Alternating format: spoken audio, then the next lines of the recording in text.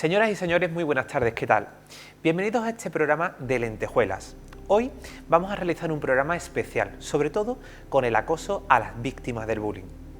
Un acoso que se emerge, que está constante y sobre todo nosotros hemos visto los datos y hemos visto reflejos que hay que visibilizar y sobre todo hablar con expertos que hoy nos acompañan en este plató. En este caso vamos a contar con un sumario perfectamente detallado, con un coach de inteligencia emocional, también profesor que ha estado durante muchísimos años ejerciendo esta labor, nos lo va a contar perfectamente Pedro Lupi.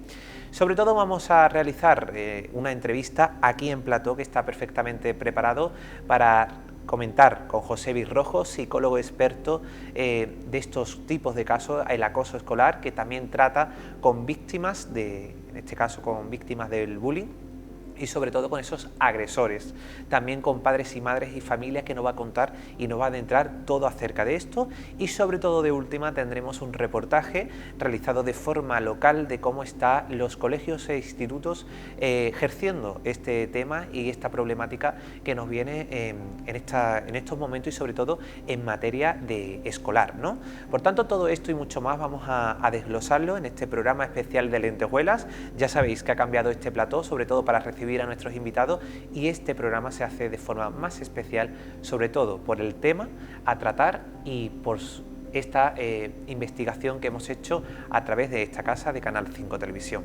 En tan solo unos segunditos comenzamos y damos paso a Pedro Lupi para empezar esta primera parte de entrevista, que está ya ahí preparado y que nos va a comentar sobre todo cómo son estos riesgos y sobre todo cómo podemos afrontar a estas víctimas y ayudarle en todo momento.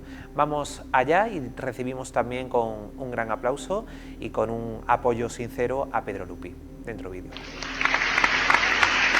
Muchísimas gracias, Antonio Jesús, por darme la posibilidad de estar de nuevo en este programa.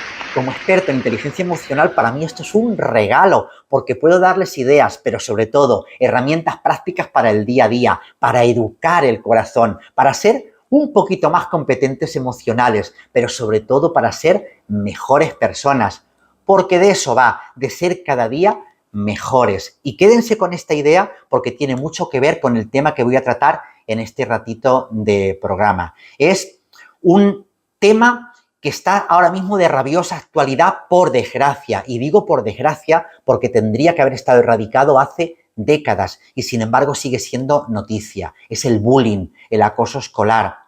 Y tenemos que mirarlo frente a frente y empezar a erradicarlo. Podemos trabajarlo desde diferentes ámbitos y aspectos. Yo voy a intentar hacerlo muy brevemente desde la educación emocional. Miren, he sido docente más de 31 años y he tenido que acompañar a chicos y chicas que lo han sufrido en primera persona. No se pueden imaginar el dolor tan inmenso de estas personas. Unas heridas increíbles que van mucho más allá de la autoestima o de la autoconfianza. Van al centro del corazón, heridas profundas que arrastran durante muchísimo tiempo y no podemos mirar hacia otro lado. No podemos decir que esto es cosa de la escuela, ni siquiera decir que es cosa de niños. No, tenemos que empezar a poner cartas en el asunto. Y los protocolos, que están muy bien, incluso hay que mejorarlos, sirven muchas veces para captar o para descubrir que está sufriendo alguien algo de acoso, pero no son la solución. Hay que ir al fondo, y el fondo es educar el corazón, educar en valores. ¿Y quién mejor para educar en el corazón y valores que la familia? Porque la familia es la primera escuela emocional, la primera escuela de valores. Desde la familia podemos ser totalmente los que prevengamos el tema del acoso escolar. Familias empáticas, familias generosas, agradecidas, familias que valoren a los demás y se valoren a sí mismas. Porque miren, el bullying crece, se desarrolla y se potencia en los lugares donde no hay empatía. Y empezamos a ver no personas, sino diferencias. Y eso es terrible, porque no se puede solucionar con normas ni con sanciones. Se soluciona educando el corazón, educando a nuestros niños y jóvenes a aprender a mirar, a escuchar, pero sobre todo a sentir. Porque cuando yo aprendo a mirar desde el corazón, a escuchar desde el corazón y a sentir desde el corazón, voy a entender y a comprender lo que la otra persona puede estar sufriendo y sintiendo en ese momento en el que lo están insultando o se están metiendo con esa persona o lo están ninguneando. Entonces, la empatía comienza en uno mismo, educando nuestra mirada, educando nuestro oído y, sobre todo, educando nuestro corazón. Y eso se hace en familia. Nadie enseña a los demás a ser malas personas, a hacer daño, o por lo menos no lo hacemos intencionadamente o conscientemente. Y sin embargo, tenemos que saber que los adultos, pero sobre todo las familias, somos espejo de nuestros niños y jóvenes, somos referentes y sin querer, insisto, sin darnos cuenta, tenemos comportamientos en nuestro día a día que no favorecen esa educación en valores, esa educación en empatía. Me refiero a que criticamos muchas veces sin sentido, nos reímos y ridiculizamos a personas diferentes, tenemos actitudes agresivas en muchas ocasiones, no perdonamos, no agradecemos y todo eso va calando en el corazón de nuestros niños y adolescentes. Seamos conscientes de nuestro comportamiento ante los niños y ante los adolescentes. La empatía es la mejor forma de evitar el acoso escolar y el agradecimiento la vacuna. Una persona agradecida no humilla. Una persona agradecida es capaz de ver lo poquito que hay en la otra persona y agradecérselo. Porque tenemos que ser personas empáticas y agradecidas. No sé qué les parece el tema. Yo creo que desde ahí podemos empezar a trabajar un poquito más el tema del acoso y del bullying en familia, sobre todo en familia. Unas cuantas prácticas para enriquecernos primero emocionalmente y lo segundo para evitar que seamos víctimas de ese acoso o acosadores sin darnos cuenta o cómplices de acosadores. En familia, les voy a dar unas cuantas normas. La primera, vamos a aprender a escuchar de manera activa. Vamos a escuchar sin juzgar. Vamos a escuchar a nuestros niños y a nuestros adolescentes simplemente para intentar entenderlos, para intentar comprenderlos, sin interrumpir. Que vean, que sientan que yo como padre, que yo como adulto lo escucho y que lo intento comprender desde mi perspectiva, pero lo intento hacer sin juzgarlo y después ya se verá. Pero la primera norma, la primera práctica que yo les pongo en familia es aprender a escuchar. Qué importante la escucha activa. La segunda, vamos a hablar mucho en casa desde lo emocional. Tengamos vocabulario emocional. ¿Cómo estás? ¿Cómo te sientes? ¿Esto que te ha sucedido, cómo te ha hecho sentir? ¿Qué podrías hacer para sentirte mejor? ¿Qué es lo que te ha sucedido para que te sientas de esta manera? El que generar en casa esos diálogos desde lo emocional. Muy bueno, porque vamos a enriquecer nuestro vocabulario, pero sobre todo vamos a entender qué es lo que me pasa y por qué me siento de esa forma. La siguiente, crear hábito de agradecimiento. Se me ocurre una práctica para antes de irnos a dormir y es dar gracias por alguien de la familia o de nuestro entorno de ese día. Por ejemplo, hoy doy gracias a mamá porque ha hecho espaguetis que me encantan. O doy gracias a mi hermano porque no me ha gritado tanto como otros días. O doy gracias a mi primo porque me ha acompañado a hacer las tareas.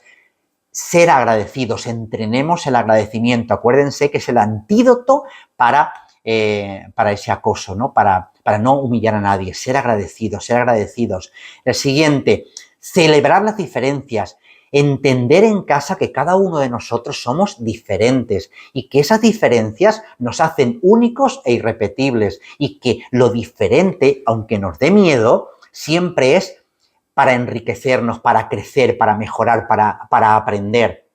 Lo que yo tengo de raro es lo que me hace único e irrepetible. Con lo cual, si yo en casa trabajo mucho el tema de la autenticidad, voy a entender mucho mejor a esas personas que muchas veces el acoso tiene que ver mucho con el miedo a mí mismo, miedo a mi entorno y miedo a lo desconocido. Pues vamos a trabajar mucho el apreciar las diferencias, en mí mismo, por supuesto, y en los demás. Y eso se empieza en casa. Y lo último, reaccionar ante un acoso o ante algún tipo de actitud de esto en casa sin dramatismo. Vamos lo primero a trabajar la abrazoterapia, la cariñoterapia. ¿Por qué digo esto? Porque antes de reaccionar de manera violenta, que luego nos podemos arrepentir, vamos a abrazar, a tocar, a acariciar, vamos a tranquilizarnos, a llegar a esa paz y a esa armonía para desde ahí ver las soluciones o ver lo que tenemos que hacer ante esa agresión o ante eso que ha causado dolor a nuestro hijo, a nuestra hija. No lo sé, les he dado aquí unas cuantas prácticas que ya les digo de antemano que no son fáciles, pero sí son posibles de lograr. ¿Cómo? Practicando, practicando y practicando. Pero desde lo emocional, estas 5 prácticas pueden ayudar mucho a prevenir el acoso y el bullying escolar. Las repito para que las tengan claras. La primera, escuchar sin juzgar. La segunda, trabajar mucho el vocabulario emocional, las conversaciones desde el corazón en casa. Ser agradecidos todos los días, agradecer a alguien algo porque es muy importante, porque quien es agradecido, acuérdense, no humilla. El apreciar las diferencias como lo que nos hace únicos e irrepetibles y que siempre nos enriquecen. Y la última, no actuar de manera dramática de golpe ante un acontecimiento de ese tipo, sino primero tranquilizarnos con la abrazoterapia, que yo lo considero que es una técnica increíble para trabajar lo emocional y desde ahí empezar a ver soluciones o qué es lo que podemos hacer. Bien, algunas cosas para los adolescentes. Yo me quedaría solamente con 3 y las 3 son, la primera, si eres testigo de un caso de acoso, no calles, no te conviertas en cómplice, denuncia, busca a un adulto y cuenta lo que está pasando, cuéntalo sin problema, de verdad, no podemos callar más y ustedes, los adolescentes, son los primeros, porque son testigos en primera persona de lo que está sucediendo, no te conviertas en cómplice, actúa. La segunda, si eres tú la víctima de ese acoso, pide ayuda y pide ayuda a personas que sabes que te la pueden dar o por lo menos te pueden orientar hacia dónde ir para solucionar ese tema. No calles, no sufras. Ese dolor, esa herida se puede ir haciendo más grande si lo vas callando, si lo vas sufriendo. No, pide ayuda, aprende a pedir ayuda. Y la tercera cosa que ahora mismo está en el orden del día, de todos los días, es el tema del ciberacoso o del ciberbullying, que es no te metas en las redes sociales y no sigas el juego de las críticas, de las malas palabras, de los likes a cosas que no son buenas. No, tienes que buscar en las redes sociales lo que te aporte, lo que te dé alegría, lo que te dé felicidad, lo que te ayude a estar mejor, a ese bienestar personal. Y si no, bloquear, eliminar o apagar. Y rodéate de personas en la vida y en las redes sociales de personas que te aporten, que te den alegría, que te acompañen. Huye de las personas que no hacen nada más que hablar mal, criticar o ver siempre el lado negativo de todo. Pues con esto me quedo. No sé si he sido de ayuda, no sé si realmente les puede venir bien para afrontar esta lacra que es el acoso escolar, que es el bullying, pero yo espero que en este ratito les haya dado algunas pistas de por dónde podemos ir. Pero insisto, la primera es el reconocer lo que está pasando y desde ahí empezar a tomar cartas en el asunto. ¿Cómo? Sobre todo con la prevención. Y la prevención comienza en casa, educando a nuestros niños y a nuestros adolescentes a pensar, a sentir, a mirar, a escuchar desde el corazón y sobre todo hacer que la empatía sea como ese pilar fundamental en nuestras vidas personales y familiares. Una persona empática jamás consentirá que lo acosen y jamás consentirá que acosen a otros. Pues un abrazo enorme y encantado de haber estado con ustedes este ratito. Un abrazo.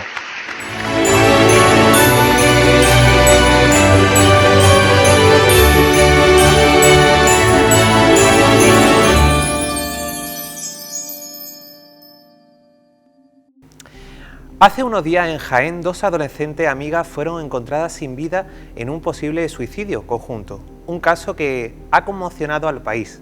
La sociedad se pregunta, ¿qué lleva a dos jóvenes a sentir que no hay salida?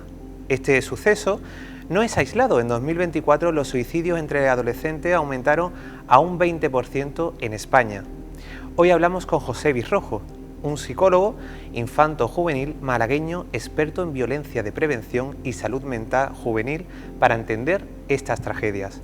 Nuestro invitado trabaja con víctimas, agresores, adolescentes y familias, que coordina programas de prevención en centros educativos y ha participado en políticas públicas de igualdad, y hoy nos acompaña para abordar el bullying, las autolesiones, el uso del móvil y la soledad y el suicidio juvenil. Por tanto, muy buenas tardes, José Virrojo, ¿qué tal?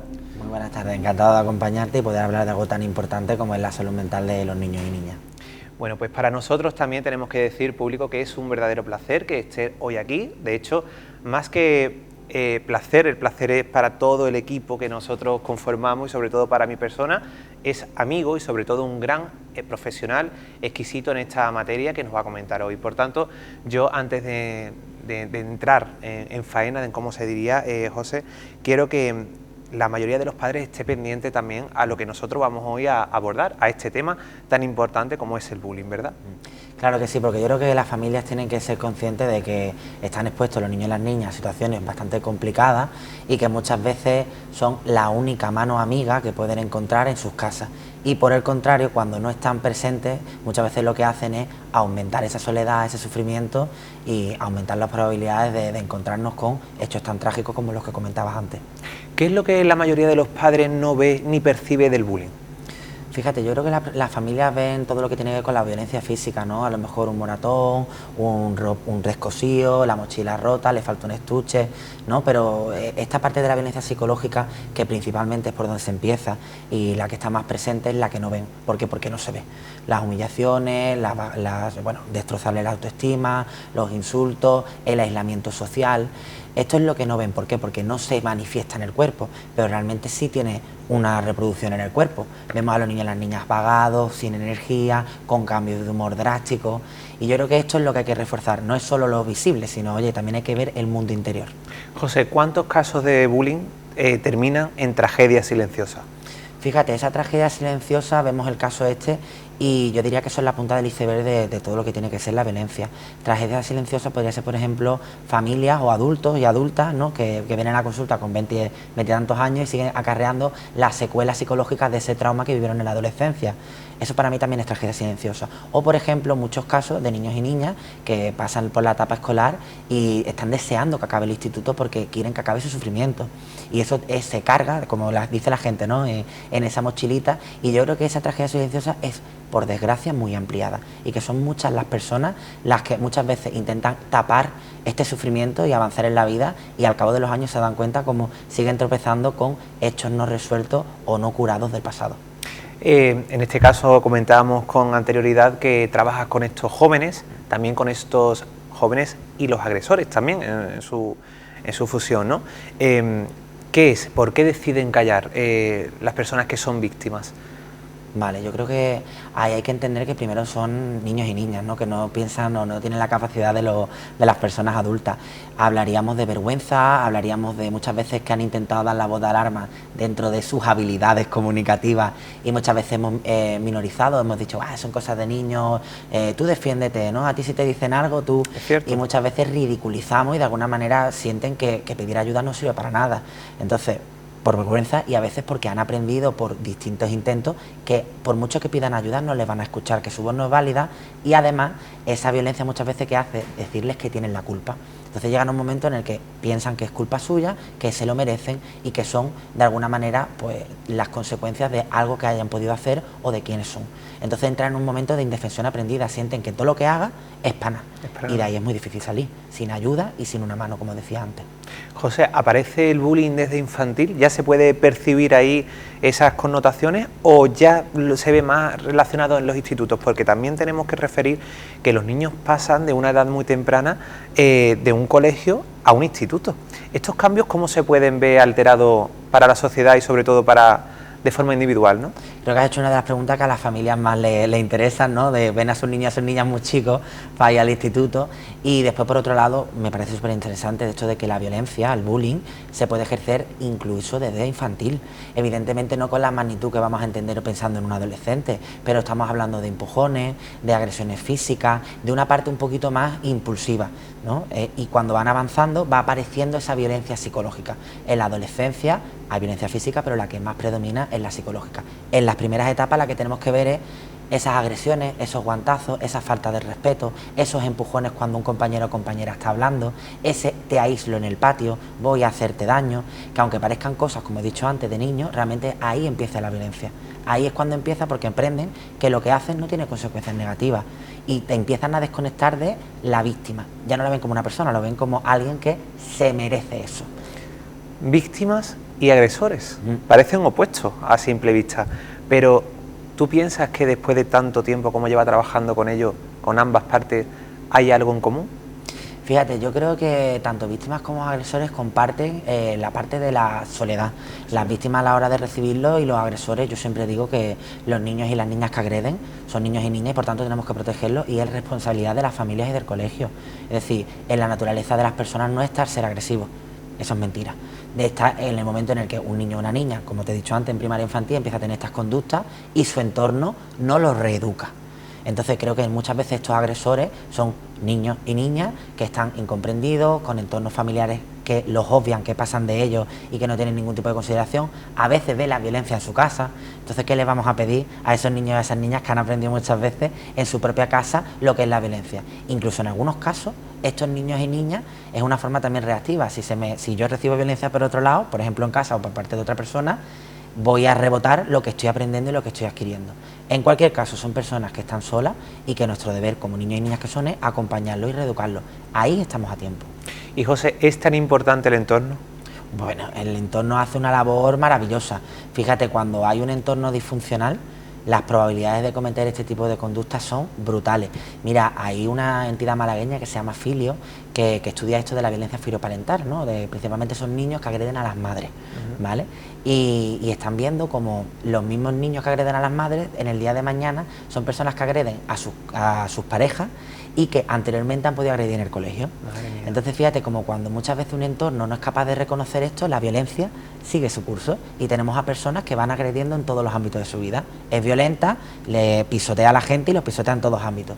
Y por el contrario, ¿qué hacemos con el entorno cuando protege? Pues fíjate, en el momento en el que detectamos esto, enseñamos habilidades de comunicación, enseñamos a las familias a acompañar en nuestros procesos, a saber decir que no, a asertividad, a tener empatía por el resto de personas. Es muy difícil ejercer bullying si a ti te están educando en valores, te están educando en el respeto, en la escucha, en el acompañamiento.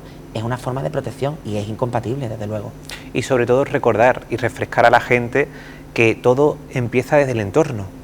Que un niño que aparentemente normal empiece a agredir a otro, esto habrá que mirarlo en casa. De hecho, yo creo que a través de las instituciones se hace un seguimiento para seguir pues estas conductas que los adolescentes o niños tienen, por lo que después ejercen en su instituto o centro educativo. A ver, hay un protocolo y hay organismos como es la Consejería de Educación que estudian, intervienen y demás. ¿Qué pasa? Que muchas veces hemos pensado que los centros educativos tienen que saber de todo, tienen que saber de bullying, de violencia digital, de violencia de género, de violencia sexual, tienen que saber de todo. Y ahí está quizás nuestra equivocación de que las familias delegan en los centros no dan abasto y yo siempre digo, a mí me encanta cuando yo puedo ir a un centro educativo porque hago lo que no llegan las familias o donde no llegan todas las familias, donde no llega el profesorado, ¿sabes? Pero hay mecanismos, sí, pero no son suficientes porque seguimos viendo niños y niñas que pasan por historias de violencia. Fíjate, estabas diciendo una cosa y fíjate, me ha saltado lo que has dicho, de la importancia del entorno, no solo también de la familia, sino también de los compañeros y compañeras, que en el caso del bullying son fundamentales. Cuando una clase le ríe las gracias al agresor, el agresor se viene para arriba, ese pecho palomo se crece y por tanto va a repetir más. Si en cambio tú tienes una clase de testigos que no solo no se callan ni no le ríen, sino que de alguna manera protegen, ahí se corta de golpe, porque los agresores no van a ir en contra de todo un grupo, van en contra de la persona que está sola. En el momento en el que tiene la protección del grupo de la clase, eso les corta el rollo. Que también es importante reeducar en el colegio. Obviamente. Y hacer que sí, que las matemáticas, la lengua y todo está muy bien, pero también hay que hacer pues esas reuniones de convivencia y participación, de hacerlo con todos los jóvenes, ¿no? Que es importante escucharlo siempre. Hombre, yo creo que estos niños y niñas van a ser los adultos y adultas del mañana. Es lo que nuestra continuidad, ¿verdad, José? Continuidad. Bueno, y vamos a convivir con esta generación. Entonces nos interesa que estén educados en el respeto, en la diversidad, en la diferencia, en si hay conversaciones o problemas y demás, que desde luego la agresión no sea una de ellas, sino como las personas como queremos, ¿no? Por supuesto. Desde el diálogo, desde el respeto, la escucha, el reconocimiento de la diferencia y la resolución pacífica de conflictos. Eso es. Porque aquí para adelante no podemos ir para atrás. ¿Cuántos agresores esconden traumas profundos que ni su propia familia conoce? A ver, yo creo que la cifra es un poco difícil de saber, sobre todo porque muchas veces nos centramos mucho en la víctima y al agresor le hacemos una mediana intervención y lo dejamos un poco ahí como al margen, ¿vale? Lo que sí es verdad que cuando tú en la práctica clínica ves con estas personas, rara es la vez que no hay una historia ya te digo, desde violencia en casa o incluso desde la propia desprotección. Y te ves chiquillos de a lo mejor 14, 15 años que están completamente obviados de casa. Y evidentemente eso se carga y eso se consolida en la personalidad y después tenemos los adultos tan disfuncionales que no conectan con las personas, que tienen problemas en el trabajo. Entonces, aunque sea difícil la cifra, hay una relación ahí que no la podemos obviar. La frase más repetida de un agresor, José. A ver. Fíjate, de los agresores adolescentes que después son de los agresores adultos. ¿No? Bueno, la primera era pues que esto es una broma, ¿no? Esto es una broma. Es una broma. Siempre, sí, es una cuestión como, ¿no? Esto es una broma. Bueno, maestro, maestra, esto es una broma. Y claro, pues tienes que explicarle que si a la otra persona no le hace gracia, desde luego no es una broma. Y después la segunda, que es la que repiten los adultos, ¿no? Es como no reconocer lo que han hecho. No era para tanto, se lo está inventando, yo ni iba en esa... O sea, al final es completamente una desconexión. Y te digo, de situaciones estrambóticas, de a lo mejor que no hace falta que haya un contacto físico o algo como muy evidente, pero por ejemplo, aislamiento completo, de gestionar que una clase a un niño o una niña no le hablen y que entre por la puerta y no le digan hola. Y decimos, ay, qué gracioso. Bueno, gracioso. Ese niño que se tira 6 horas y pico en el centro, diciendo, hostia, un día, otro día, y no hablo con nadie, y nadie me habla, y yo... O sea, esto va haciendo una mella y al final este tipo de cosas cuando tú... No, bueno, es que se la ha merecido, se la ha buscado, algo habrá hecho. Y si no, es una broma. Y esto es terrible, porque para el primer paso para cambiar es asumir lo que has hecho y conectar con el dolor de la otra persona. Siempre. Y si te lo hicieran a ti, es que a mí, bueno, y si te lo hiciera, a nadie le gustaría. A nadie.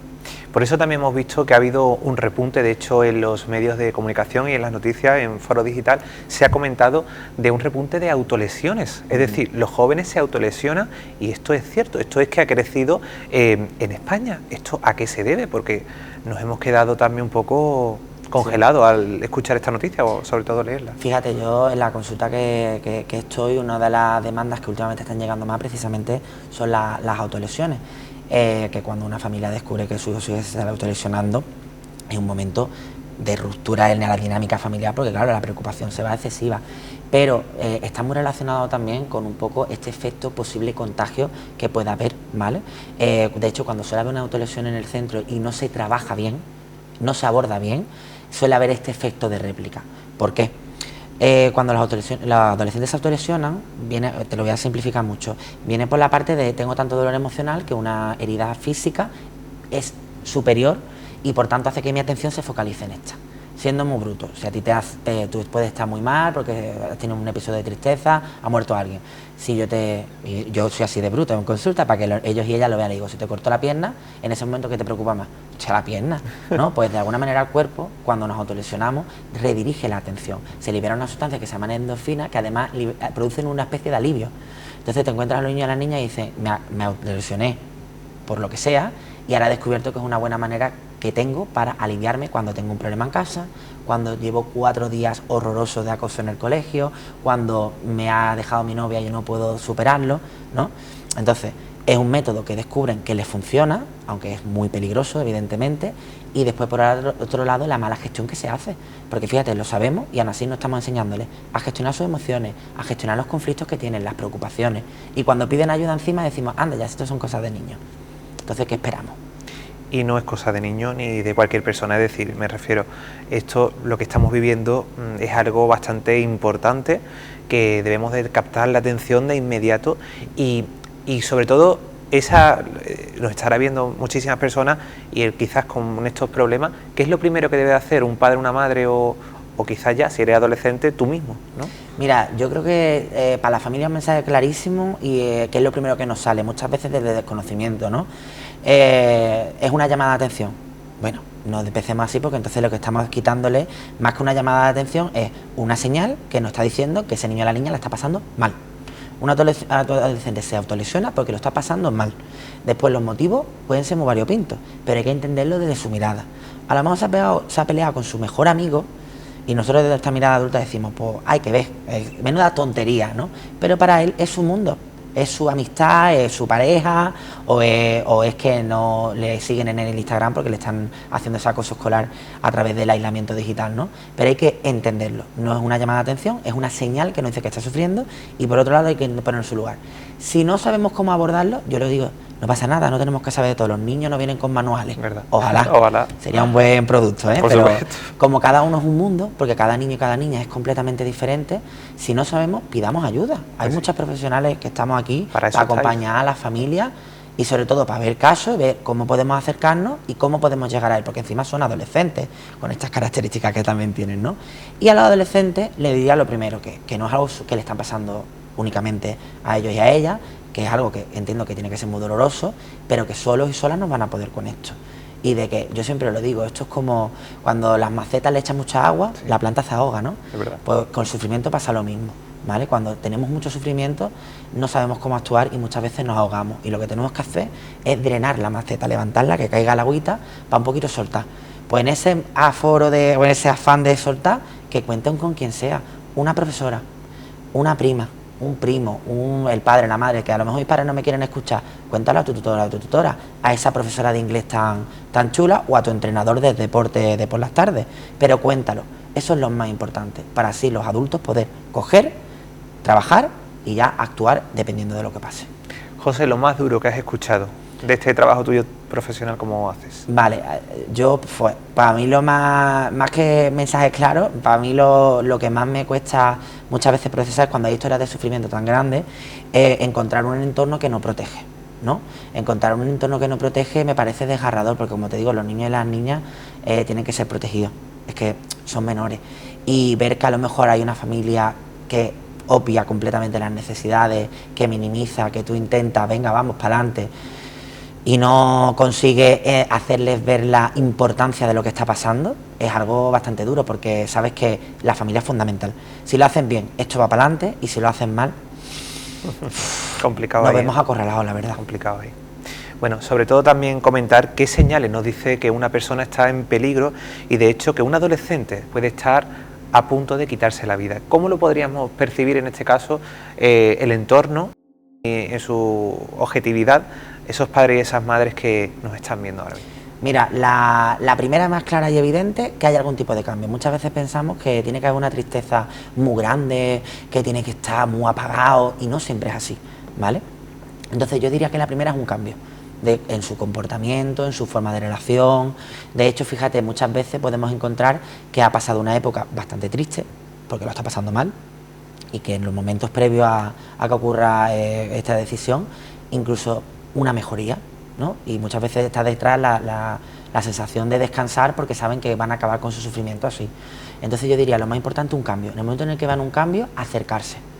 Que si lo ven reactivo, que no quiere tal, estar ahí, ¿vale? Sobre todo porque si partimos de la premisa de que es la única salida que ven en un momento en el que lo ven todo oscuro, el estar ahí presente, el decirle estoy contigo, vamos a buscar, aunque no nos digas qué le pasa, ¿no? Aquí estoy yo, vamos a ver qué tal, te noto, incluso si es necesario estar un poquito más vigilante de lo normal, porque sabemos que, bueno, pues a lo mejor pueden haber estado viendo, por ejemplo, esto que ha pasado de la noticia de Jaén. En el momento en el que se habla mal de ella, en vez de prevenir, lo que estamos haciendo un poco ese efecto contagio, ¿vale? Además, esto a nivel científico se sabe. Cuando tú no informas bien, se produce el efecto Werther, ¿no? En el que la gente se contagia y se empieza a producir más cosas de estas, ¿vale? Como por ejemplo puede pasar en el caso de una violación múltiple como la manada y lo que encontramos después. Si tú lo haces bien, ese efecto papágeno tú proteges, ¿vale? Entonces, si tú sabes que ha habido un caso, vamos a acercarnos, vamos a acompañar, vamos a estar ahí. Y después cualquier otro tipo de cosa que nos pueda enseñar. algún tipo de carta de despedida que haya manifestado esto en el colegio, que en el colegio no le hayan dicho, escuchemos, que haya bajado, por ejemplo, mucho las notas, que haya dejado de salir, que no quiera ir a sus actividades que antes le encantaban, que tuviera actividades como, por ejemplo, le encantaba pintar y de repente ya no pinta, ¿vale? Si llega a su cuarto y se encierra, es decir, cosas que si siempre llega a su cuarto y se encierra, pues no hay un cambio. Pero si de repente vemos como algo está pasando, a lo mejor no, la ideación suicida no ocurre en todos los casos, pero algo está pasando y algo que tenemos que atender. Acción y reacción, ¿verdad? Es lo que siempre hay que pretender aquí en estos casos. Mejor prevenir que curar. Que curar, eso siempre. También algunos de los jóvenes sienten que el morir, ¿no?, es la única forma de liberarse. Muchos jóvenes y muchas personas adultas. Adultas también. Desde el momento de... Tú ten en cuenta que las personas que tienen ideación suicida parten de un momento de desesperanza, en el que no viene de la nada, sino que ha habido una historia en el que han tenido X problemas o situaciones, han intentado pedir ayuda, intentar solucionarlo y como de una manera u otra han aprendido que no, lo que les pasa no tiene ningún tipo de solución, lo que nosotros llamamos como efecto túnel. Es decir, no ven el todo, ven una parte muy concreta y además pues sabemos que cuando estamos mal nos retroalimentamos, pensamos peor, actuamos peor, nos sentimos peor y esto hace ese círculo vicioso de me alejo de mi gente, me alejo de mis actividades y me voy empeorando, ¿vale? Entonces, en este aspecto yo te diría, ¿qué es lo que se le ocurre a la cabeza? O como tú has dicho, ¿qué es lo que podemos hacer? Abrir ese efecto túnel, estar ahí para conseguir que en ese efecto túnel no nos lleve a tomar decisiones erróneas, ¿vale? Estar ahí, estar acompañando y ayudar a esta persona también en ese sufrimiento. ¿Qué ha pasado? ¿Una ruptura de pareja? Bueno, pues yo voy a estar contigo. ¿Qué sientes, soledad? Pues venga, vamos a estar aquí, te voy a acompañar. ¿Qué es, tú imagínate, ese acoso escolar? Bueno, pues a lo mejor tengo que, como madre o padre, ir al centro educativo, empezar a pedir explicaciones, por qué no se activa el protocolo y que mi niño o mi niña vea qué estoy haciendo y que le estoy acompañando y que le estoy defendiendo. Fíjate, no estoy hablando de grandes cosas. Acción, reacción, como has dicho, ¿no? Pero sobre todo, pensemos en lo que puede estar pasando y sobre todo, ¿qué va a necesitar esa persona? A veces no necesitan tantas cosas, ¿eh? Muy cierto tus palabras. De hecho, tras la tragedia de Jaén, como hemos comentado con anterioridad, ¿qué es lo que estamos fallando como sociedad, José? Yo te diría que la prevención. La prevención. O sea, creemos que estamos educando a los niños y a las niñas y realmente no. Están expuestos a unas dinámicas muy complejas, violencia digital muy concreta, le hemos dado un dispositivo en el que puedan acceder a cualquier tipo de contenido sin ningún tipo de educación. Estamos viendo cómo hay situaciones, en general, los índices de violencia en todos los niveles de edades están subiendo, ¿no? Pero estamos viendo la población adolescente y no estamos tampoco... O sea, llevamos años diciendo que hay que educar en la igualdad, en la diversidad, en el respeto, en la comunicación y todavía estamos fallando. No hay una asignatura, o sea, como tú has dicho, ¿no? Matemáticas, lengua, todo eso sí, pero no hay una educación de, oye, yo cuando tengo un problema, ¿cómo lo tengo que gestionar? O de convivencia, quizás, ¿no? ¿Cómo tengo que tener una conversación difícil? Problemas y conflictos vamos a tener siempre. Eso es casi forma parte de la vida, ¿no? Pero la cuestión es cómo yo afronto esos problemas. Estamos un poco dejando como nosotros, que aprendamos por tropiezo, por experiencia. Oye, pero si ya sabemos, fíjate, a nivel de pareja, momento crítico, las primeras rupturas se viven intensísimamente. Un drama. Pues todavía no le estamos enseñando cómo se hace esto, de que son las relaciones, que tengo que buscar. Ahora, por ejemplo, ahora se habla mucho de la red flag y la green flag. Sí. Ya sabemos que las utilizan. ¿Por qué no vamos a un instituto de manera...? Yo voy puntualmente, claro, pero no es sistemáticamente. Cuando puedes. Tú imagínate, una vez al mes vamos a hablar de este tema que os interesa, de cómo gestionar problemas, de las primeras contactos con la tecnología, las primeras veces que podamos ver violencia, qué puedo hacer, yo no puedo hacer, cómo ayuda a una amiga que tiene una relación tóxica. Son las cosas que le preocupan y le estamos dejando ahí. Y ahí es donde yo creo que la prevención no la estamos teniendo. Llega a selectividad, están todos con los niveles de ansiedad altísimos. Normal, deciden su futuro, no le hacemos nada. Con esa nota. Porque no trabajamos con ellos y ellas en habilidades de estudio, para gestionar la ansiedad, la frustración, vamos a focalizar. No lo hacemos. Y esto es todos los años. ¿Y qué falla ahí? La prevención. Hay que poner profesionales de la psicología a que acompañen, porque están pasando por momentos difíciles. Bueno, antes hemos dicho que todo también viene a causa de las redes sociales. Las redes sociales es un dispositivo que está muy bien para unas cosas, como por ejemplo para esto, para visibilizar y estar al alcance de cualquiera, por ejemplo esta entrevista que José y yo estamos teniendo, pero también no crean que todo es color de rosa, porque en este caso las redes también hace pues algo no muy bueno, como es el acoso a través de las mismas, ¿no? ¿Qué es lo que se está fallando ahí, por ejemplo, en estos casos, José?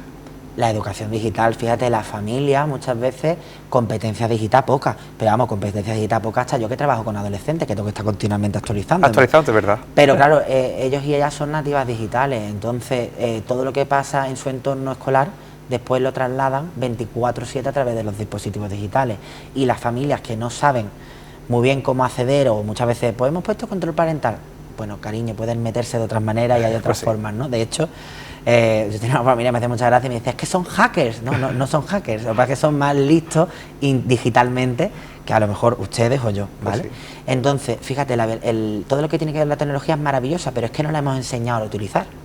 No le hemos dicho cómo se utiliza, cómo meternos en las redes sociales. Este tema es tabú. No hablamos nunca de... Sabemos que van a tener todos y todas redes sociales, pero no hablamos de qué buenas prácticas, qué podemos hacer, qué no podemos hacer.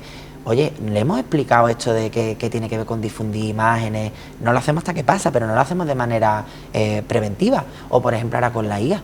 Están haciendo barbaridades con la IA. Veíamos casos de que le ponen la cara de una compañera a un vídeo pornográfico. Cierto. Es que esto... Bueno, y en algún momento no hemos planteado decirle cómo se utiliza y cómo no se utiliza esto. No, simplemente le hemos dado el dispositivo y le hemos dicho ahí lo tienes y ya está. Entonces algo que es maravilloso se convierte en un arma arrojadiza. Pero vamos, como un cuchillo de la cocina. Igual. Y que un like te puede cambiar la vida, o un like y un comentario en redes. Claro, fíjate que para ellos es muy importante la validación social. Entonces, muchas veces no es solo que te hagan, sino que no te hagan, que no te den un like, que no te sigan, que tú subas algo y que no lo comenten y que tú sepas que lo están mandando por detrás. Eso se genera un sufrimiento prolongado que es brutal, y sobre todo, no solo pasa en el colegio. Antes el acoso escolar era repetido en el tiempo en el colegio y a veces fuera, pero principalmente en el colegio. Ahora lo que pasa en el colegio, cuando van a sus casas, siguen recibiendo mensajes, violencia, y siguen recibiendo esa invalidación emocional. Entonces, que fíjate, es que no descansan ni un minuto. También tenemos que recordar que para los adultos en este caso lo más es, bueno, pues como hemos referido siempre, en redes sociales es los cuerpos, ¿no? Para ellos en este caso, ¿toman más los tipos de comentarios o...? Bueno, fíjate, con los cuerpos es súper curioso porque ahora estoy viendo como, sobre todo en los institutos, así cuando trabajamos esto, están yendo para dos vertientes, ¿no? Las chicas para un estilo físico muy concreto, y además cuando ellas ya saben que cuando suben una foto provocadora, una foto en la que ellas como enseñan tal, ellas saben que van a recibir más comentarios, ¿vale? Y de ahí empiezan un poquito a entrar en esta dinámica de que mis valores dependen de lo que yo enseño, de lo guapa o atractiva que sea. Y ellos me sorprende mucho porque están tirando ahora mucho por la actividad física y el deporte. Y la valía de ellos está basándose en el hecho de demostrar esa masculinidad a través del gimnasio, a través de las dominadas, a través de... Pero no de un punto de vista relación con el deporte sana, sino desde un punto de vista desde el sufrimiento, desde el si no llego a tener el cuerpo de este compañero, lo paso mal, y no entienden que es que a esas edades los cuerpos son muy diferentes y hay diversidad. Te encuentras en una clase de tercero a un niño que parece que tiene 10 años y a otro que tiene 3 divorcios, ¿sabes? Pero no lo entienden, y entonces como no hablamos de esto, pues lo que tienen es la comparación, esa validación que tiene a lo mejor el que tiene abdominales y yo, ¿por qué no?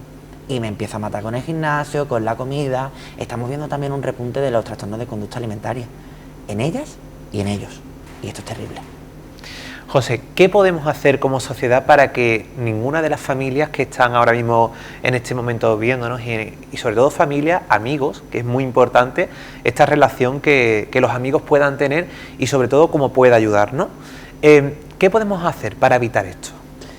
Yo creo que en el momento en el que detectamos que hay una familia que está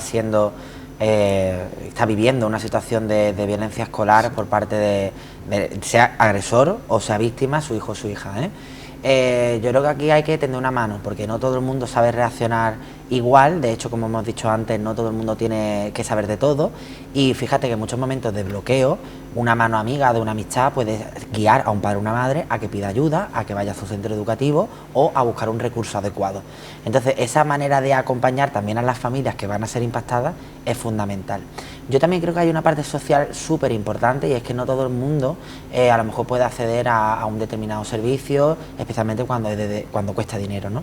Entonces yo creo que aquí como sociedad tenemos que pedir exigir a los centros educativos y a las instituciones que correspondan que, oye, que haya profesionales que atiendan a todos los niños y niñas en esa labor de prevención para evitar problemas, ¿vale? Y que se haga de manera sistemática, sobre todo porque, como te hemos dicho antes, que esos niños y esas niñas van a convivir contigo, conmigo y con esas personas, y nos interesan que sean ciudadanos y ciudadanas que viven en respeto y democracia, convivencia y libertad. A mí me horroriza pensar, fíjate, que pueda haber niños y niñas que están ejerciendo violencia, que no estamos trabajando con ellos y con ellas, y que el día de mañana van a compartir conmigo pues la vuelta a casa después de un día de feria, por ejemplo. ¿A qué voy a estar expuesto? ¿A una situación de violencia, a delitos de odio, a más agresiones? No podemos pensar eso. Entonces, como sociedad, la forma más potente que tenemos es pedir prevención, que no es otra que educación. Sobre todo al agresor también tenemos que tener en cuenta que sí se puede cambiar y que estas conductas se puede cambiar desde casa. Las personas, en este caso padres, madres, que están pasando por una situación que sabe perfectamente que su hijo tiene indicios, que reconoce y que se puede reconocer por los hechos que puedan producirse en casa, cómo deben de actuar. Fíjate, yo la primera parte que le diría es la de reconocimiento, porque no todas las familias reconocen de primera que su hijo o su hija pueda estar ejerciendo violencia. Y que cuando un padre después de la víctima o al afectado llega y dice, no, es que mi hijo... Y encima a veces mi hija, ¿no? se enfrentan, ¿sabes? Eso sí, sí. O sea, que lo primero es tomar conciencia y si te están diciendo el centro educativo, un poco, da un pasito atrás, ver qué está pasando, porque a lo mejor en tu casa tu niño o tu niña es maravilloso, estupenda, pero en el centro educativo no lo es. Entonces, vamos a saber escuchar, saber ver y saber acompañar para ver qué está pasando. O sea, eso en primer lugar. En segundo lugar, plantearse un poco de dónde ha podido venir esto. Si es que está pasando algo, si, como he dicho antes, hay una situación de violencia afuera, si incluso está reprimiendo patrones que está pudiendo ver en casa, ¿vale? Y también, aunque no haya violencia, ¿qué tipo de educación le estoy dando yo a mi hijo o a mi hija? ¿Cómo estamos resolviendo los conflictos? ¿Cómo estamos atendiendo la parte emocional? ¿Vale? Yo entiendo que la primera reacción va a ser, pues te castigo y tú no sales de aquí hasta el verano, ¿vale? Que puede ser un tipo de acción, ¿no? Pero realmente muchas veces el acercamiento tiene que ir también desde el punto de vista de la comprensión, de trabajar esa empatía, de, oye, es que a lo mejor este chico no tiene esa capacidad para ponerse en el lugar de la otra persona. A lo mejor es por ahí por donde tenemos que trabajar. Fomentar esa empatía, ponernos en el lugar de la otra persona, reconocer sus emociones. Hay un montón de recursos gratuitos para trabajar gestión de emociones, control de la frustración, control de la agresividad, el cómo defiendo mis intereses sin necesidad de pisotear al resto. Eso lo podemos trabajar en casa. Podemos ver una película de violencia escolar, comentarla, ¿tú qué piensas? ¿Tú qué tal? ¿Cómo crees que se siente esta persona? Y ir incidiendo en esa, como te diría yo, entrenamiento de empezar a ponerme en el lugar de la otra persona a la que yo le estoy haciendo daño y le estoy produciendo consecuencias bastante negativas. Fíjate, José, que me recordaba lo que decías anteriormente con el tema de padres, que todo el mundo nos reconoce que, bueno, pues la violencia que pueda tener su hijo fuera de casa, ¿no? O que no se vea, a no ser que el padre esté justamente ahí y lo justifiques en ese momento. Yo estaba estudiando en Huelva y recuerdo, en este caso teníamos una relación, no voy a decir el centro, pero claro, fíjate hasta dónde llegaba la madre de esta persona. Le hacía bullying a otra chica y decía que, claro, que no podía llamar a la madre de esta chica porque es que decía que se ponía con la otra madre de la víctima en la puerta, casi cogiéndose del pelo, o sea, de agresiones ya no por parte de las niñas, sino también por parte de la otra madre de la víctima. Digo, fijaros hasta el punto, o sea, y los profesores tenían miedo, decían, no puedo llamar yo a esta señora porque esta señora la va a montar ahí fuera de esto. Fijaros también lo importante que es la educación en casa. Y fíjate, hay determinados momentos que al final tenemos que proteger la infancia y adolescencia. Al final esa niña, pues a lo mejor hay que interponer algún tipo de medida más seria, tipo denuncia, tipo... ¿vale? Exactamente. Sobre todo porque, oye, es que ¿qué es lo que está pasando ahí? Eso no es normal, y perdón por utilizar esta palabra, ¿no? Eso no debería, y no deberíamos de permitirlo. Fíjate, hay otra estabas diciendo, fíjate, esa persona, por ejemplo, muchas veces, y yo creo que hay que traerlo aquí, que una de las cosas que podemos hacer con la familia es que a veces hablamos del bullying, ¿no? Y como el inglés, ¿no? Y es como una categoría, el bullying, ¿no? Y al final bullying es violencia. Y yo una de las cosas que trabajo con mi familia muchas veces, en ese tipo de casos, es de, bueno, es que su hija está ejerciendo violencia. Mi hija violencia, eso será el bullying, eso. Claro, es que el bullying es violencia y está haciendo esto, y ponerle a nombre, con acciones concretas, a eso que decimos bullying. Porque claro, no es bullying.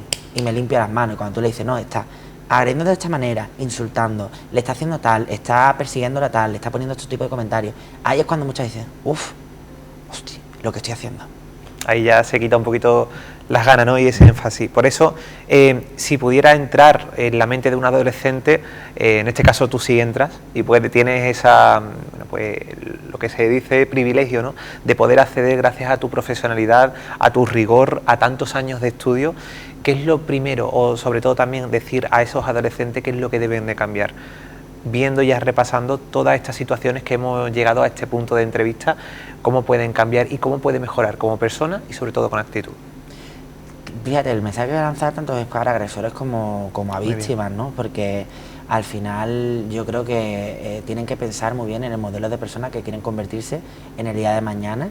Yo creo que todo el mundo diría que quiere ser feliz, que quiere tener una vida tranquila, que no quiere tener problemas, que quiere ser amigo de sus amigos, ¿no? Que quiere tener a lo mejor un trabajo que trabaje poco y gane mucho, ¿no?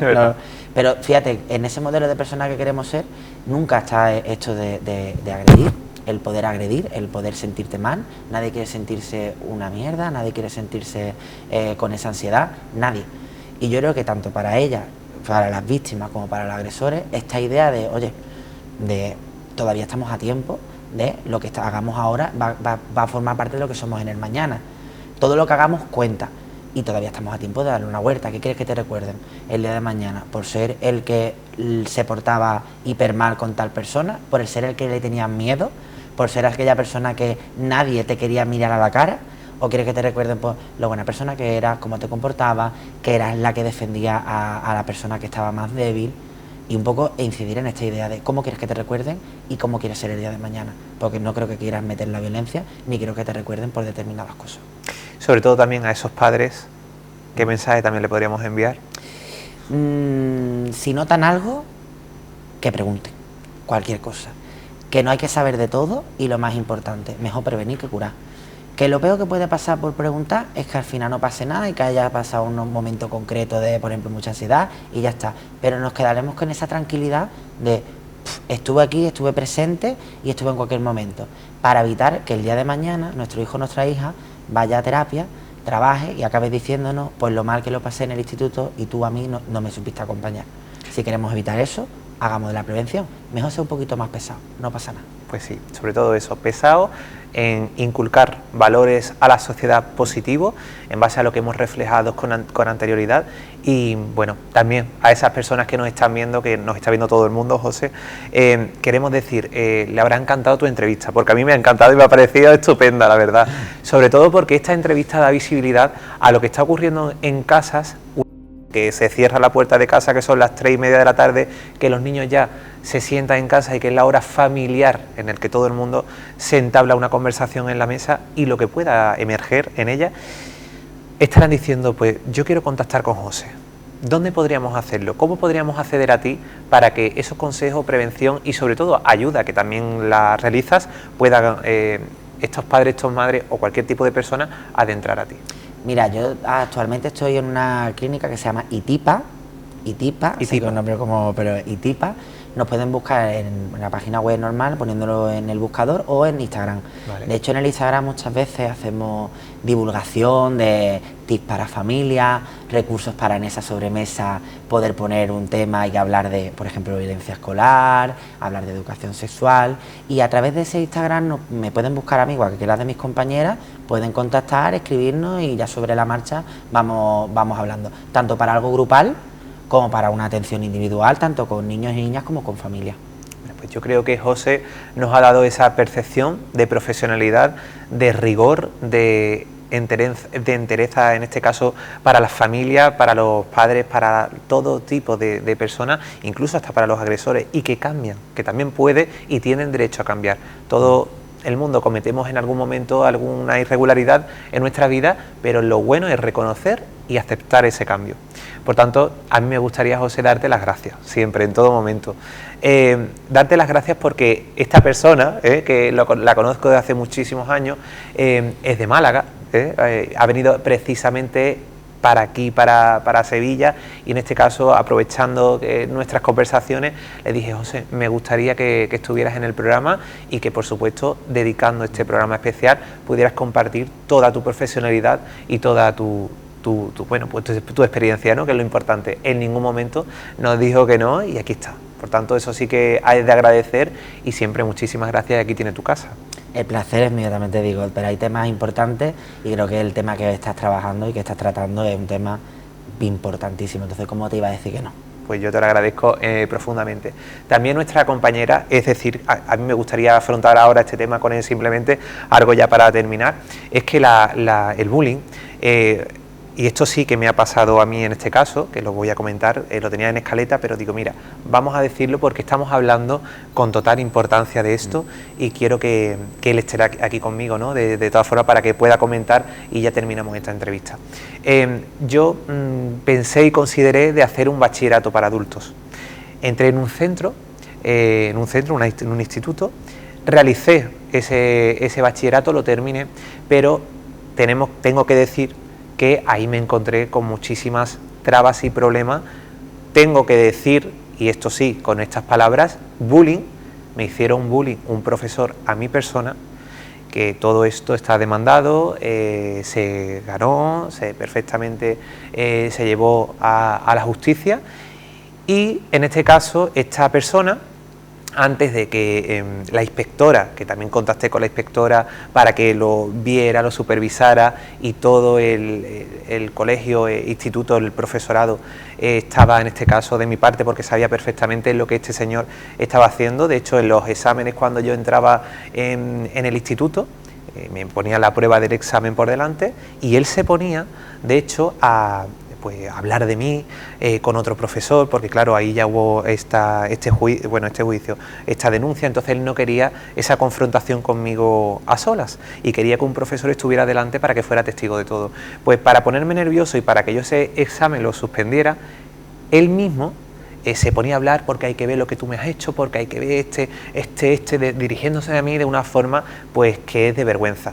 Fíjate, las clases de bullying que hay, que no solamente este señor tiene una carrera, evidentemente, para llegar ahí donde ha llegado, y este señor tiene un bagaje de educación, digamos, de lo que tiene que tratar. Pero para que veáis lo importante, que esto sí lo quiero decir, a mí me cogió en ese momento que tengo que decir que, hombre, llevé ese bachillerato, que de hecho lo hice de Humanidades y Ciencias Sociales ya por adulto, pues un poco azaroso, complicado, ¿no?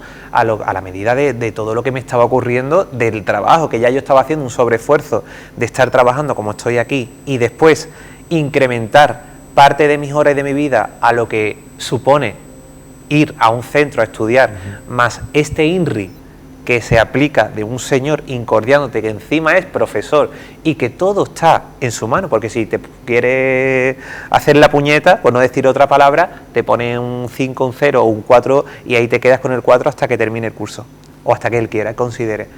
Quiero decir, esto, en mi caso, yo lo expuse donde tenía que hacerlo, en la justicia. Y creo que ahí es donde se tiene que hacer las cosas, ¿verdad, José? Claro que sí, sobre todo especialmente cuando las soluciones intermedias no funcionan. Ahí, fíjate, hay una posición de poder, ejerce bullying quien puede. Y es complicado esto, ¿eh? No quien el quiere. tema, eso es. Entonces, un profesor o alguien superior, es que al final tiene un poder sobre ti, tú lo has dicho. Y muchas veces podemos denunciarlo, y yo siempre diría que hay que llevarlo a la máxima, sobre todo porque el malestar lo tienes tú, pero la vergüenza la tiene que tener el agresor. Y eso hay que llevarlo hasta el final. ¿Para qué? Para que la vergüenza no te quede en ti, en lo que tú no hiciste y demás, sino quede en la persona que está portándose mal con otra persona, le está haciendo sufrir y le está haciendo la vida imposible. Y eso, si no funciona a través de un protocolo, habrá que ir a la inspectora, a los tribunales o donde haga falta. El camino es duro, desde luego. Bastante. Pero si no lo hacemos, nos arriesgamos a que esta persona pueda seguir haciendo eso a otras personas. Eso es lo que yo temía, porque yo en ese momento me encontraba fuerte. Yo me encontraba fuerte, pero es cierto que ante una persona que ahí es y demuestra el poder que tiene, porque es profesor, catedrático incluso, pues casi nada, ¿no? Casi nada. Y tú verte ahí en esa forma, y digo, no puedo permitir que un niño o una niña que venga detrás mía le ocurra esto. Yo me encuentro capacitalmente, bueno, para gestionar esto no me lo esperaba, pero sí que es cierto que tenía que coger, como se dice, el toro por los cuernos. Y si no tú, tu entorno, fíjate lo importante del entorno, para estar contigo, para acompañarte, porque el camino es duro y a veces son baches. A ti te pillo de adulto, si te pilla de adolescente, pues la familia o lo que sea, fíjate la importancia del entorno. ¿Para qué? Para acompañar también en ese camino que a veces no es de rosas. Así es. Pues José, compartido te queda ya este tema mío también. Gracias de verdad por haber estado aquí, y tienes Canal 5 Televisión, tu amigo para lo que te haga falta, y las puertas de este canal abiertas para tu entera disposición. Muchas gracias. Gracias de verdad, buen viaje de vuelta para ese Málaga tan maravilloso, y que seas muy feliz hoy y siempre, y que bueno, toda la gente podemos localizarlo a través de, como él ha comentado, en esta página que decía anteriormente, y sobre todo en sus redes sociales. Gracias, José. En Bollullos Par del Condado el bullying sigue siendo una realidad que muchas veces no se ve, pero que está presente en las aulas.